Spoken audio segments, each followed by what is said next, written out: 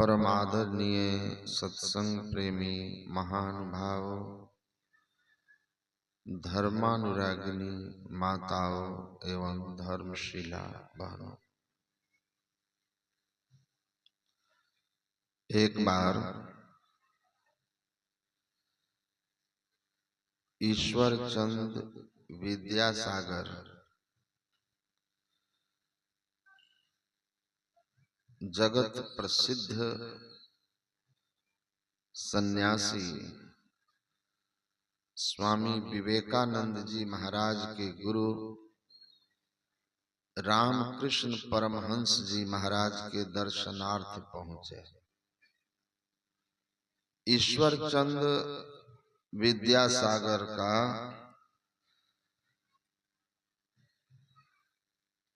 वास्तविक नाम ईश्वर चंद बंदोपाध्याय था,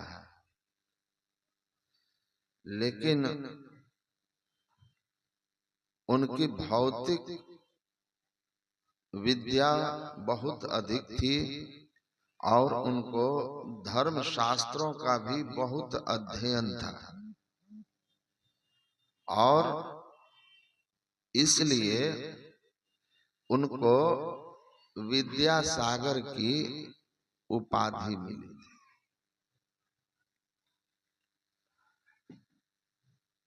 वे बहुत बड़े समाज सुधारक थे, स्वतंत्रता सेनानी थे। उनके संबंध में आप लोगों ने शायद सुना हो, स्कूल के किताबों में चलता था कि जहां वो रहते थे आज वहां विद्यासागर स्टेशन है, झारखंड में जामताड़ा के पास। एक विद्यार्थी नौजवान किसी कार्यवश उनसे मिलने आया। वह कुली ढूंढ रहा था। ईश्वर चंद विद्यासागर बहुत साधारण वेशभूषा में रहते थे। सुबह का वक्त था, वो स्टेशन पर ही टहल रहे थे। विद्यार्थी कुली कुली आवाज दिया तो विद्यासागर उनके पास आए। कहा, कहो क्या बात है? कहा कि मेरा यह बैग ईश्वर चंद विद्यासागर के घर तक पहुंचाना है। उन्होंने कहा कि चलो पहुंचा देते हैं। कितना पैसा लेंगे? उन्होंने कहा जो उचित लगे दे देना। वो जाकर के सामान उनके घर पर रख दिए और बैठ गए और कहा, अब कहो क्या काम है? मैं ही ईश्वर चंद विद्यासागर हूं।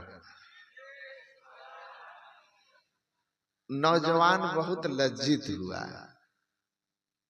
और तब उन्होंने कहा कि युवा अवस्था में जब तुम अपना एक छोटा सा काम अपने से नहीं कर सकते हो तो तुम देश समाज की सेवा करने का जो हमसे शिक्षा लेने आए हो वो क्या करोगे? इतना बड़ा भार तुम कैसे उठाओगे? तो बड़े महापुरुष थे, बड़े विनम्र थे। विद्या ददाति विनयम, विद्या विनम्रता को देती है, उसके प्रतिरूप थे। जैसे हमारे स्वामी विद्यानंद बाबा, परम पूज्य महर्षि संत सेवी परमहंस जी महाराज के पावन सानिध्य का इनको लाभ बहुत मिला, लेकिन विनम्रता और प्रेम बस मेरे बगल में बैठे हैं तो हमारी भी बड़ाई कर गए। तो ये विनम्रता है। वास्तविक विद्या शिक्षा का यही मर्म है। और रामकृष्ण परमहंस को तो जानते ही हैं, कितने महान थे, संत थे। उनको कैंसर की बीमारी थी। लोग आते तो लोगों के सामने आह ऊह करते, और जैसे लोग चले जाते तो मुस्कुराते हुए भजन गाने लगते थे। उनके एक सेवक थे लालटू, उन्होंने कहा, ठाकुर लोग आते हैं तो आप कराह करके लोगों को दिखाते हो कि हमको कष्ट है, और लोग जैसे चले जाते हैं तो गाने मुस्कुराने लगते हो, सारा कष्ट दूर हो जाता है। आप लोगों को बेवकूफ बनाते हो ताकि कोई आकर अब आशीर्वाद न मांगे।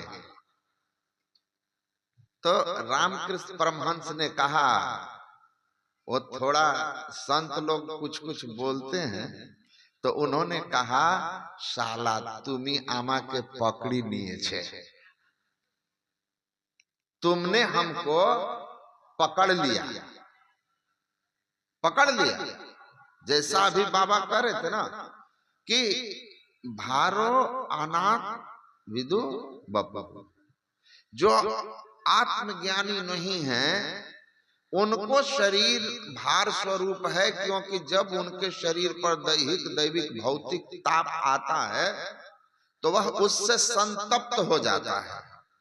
लेकिन जो आत्मवत आत्मज्ञानी हैं, आत्मोन्नति के शिखर पर पहुंचे हुए संत हैं, वो तो शरीर भाव से ऊपर उठे रहते हैं, इसलिए उनको उसका ज्ञान कैसा।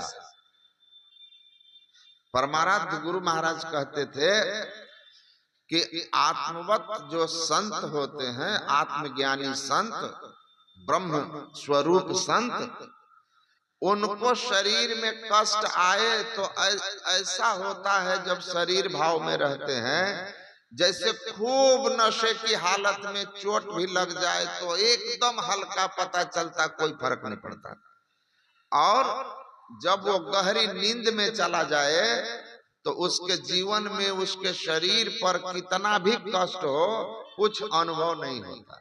वैसे ही संत जब समाधि में हैं तो पूर्णतया मुक्त, और शरीर भाव में भी हैं तो कोई फर्क नहीं पड़ता उनको शरीर के बड़े से बड़े कष्ट से। गुरु महाराज ने यहां तक कहा कि अपने अंदर के जो हरिरस को प्राप्त कर लिया है ज्योतिनाद रूप में, उसके शरीर को बम मारकर कोई उड़ा दे लेकिन उसके आनंद को उससे अलग नहीं कर सकता है। तो रामकृष्ण परमहंस जो थे, कहा कि यह जो रोग है ना, तन को हुआ है और मेरा अपना प्रारब्ध भी नहीं है। अपने एक प्रिय सेवक का नाम लेकर कि ये उसका था लेकिन वह सह नहीं सकता, मैंने उसके रोग को लेकर के उसको भोग लूंगा। संत हैं, सामर्थ्य है। काटो फंदा कर्म का जो कोई मेरा होए, आ उलट लिखूते ही भाल में मेट सके न कोई।